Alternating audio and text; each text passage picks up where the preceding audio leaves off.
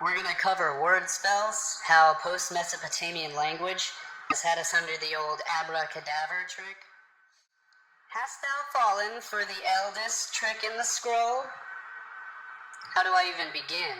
Is it by telling you about how we've been unwittingly cast into the mold of ancient spells, of our modern spelling? Cast just like a mold, or perhaps like a net, while caught like fish in the net of spells and spelling that have been cast, thus sentencing us to life sentences and the curses of cursive, which are just terms, like serving a prison term. So we've been sentenced to the wards of these words, which can be deadly as swords if misunderstood. Or perhaps you missed my understanding of my terms, or the sibyls of my syllables, or even the ancient rites of modern writing.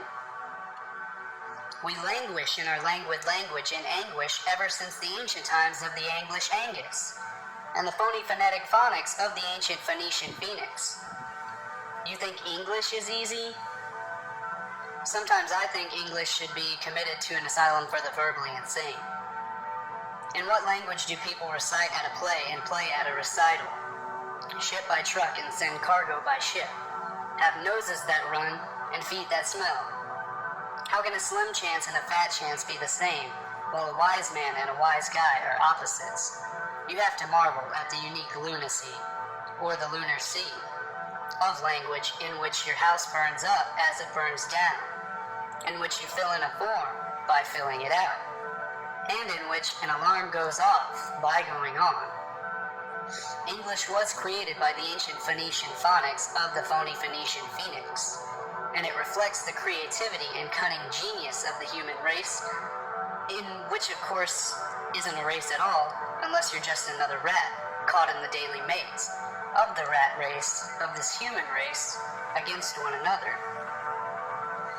We draw money from our banks, which are the edges of a river, which flows in currents to the sea, which is why it's called currency, because our cash flows like pyroclastic ash flows to the sea, which is why we can trace back the roots of all modern trade to the ancient Phoenician trade roots, and why our mundane weekdays seem to keep us in a perpetually weak days, until we are so weakened that we barely make it to the weekend. So each day we actually awake routinely in the morning, or is it the Monday morning ritual conversely conversing a morning at a wake for the dead? And thus the Bible speaks that the dead shall walk the earth, or so it appears that they already are, without even knowing it, just by the strange language of which they know not the true origins of what their words mean in etymology. And thus the significance of the signs and sins in signification of their signatures on these dead legal fictions, like IDs and bills, because our citizenship begins when we board the citizen ship, which sails the high seas carrying seamen, and it all begins when the male ship docks in the female slot or slit, also known as its berth, and unloads its cargo or seamen, which sail up the waters of the canal. So she gets pregnant and now carries the precious cargo, and will now give birth to the new citizen that must now register to board that citizen ship, and repeat the cycle all over again, until the citizens catch on to the ancient spells of the phony phonetic Phoenicians, their tools of commerce and piracy of the high seas, and the human commodity through the use of their made-up language, which gives us our modern English. Please look into this topic further if it sounds interesting to you and you are starting to actually see the connections between how all languages have the same roots back in ancient traditions, and this has been going on for thousands of years, which is why they included it in the Bible and said, let us go down and corrupt their language that they may not understand one another. So that's how it's been done for thousands of years. I'm not the one doing it right now. I'm just showing you how it's been done.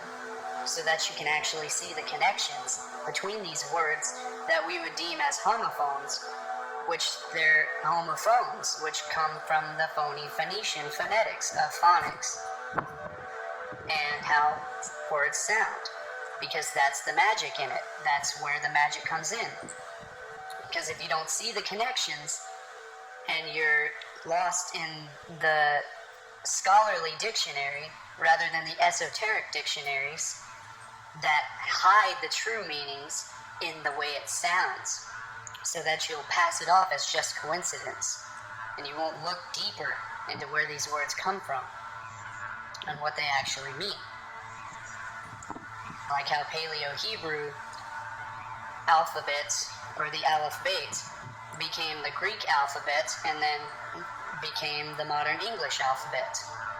So that is where this modern English language comes from, which is used to control commerce over the seas, and thus the banking system, and thus keep us in ignorance of how it's all connected.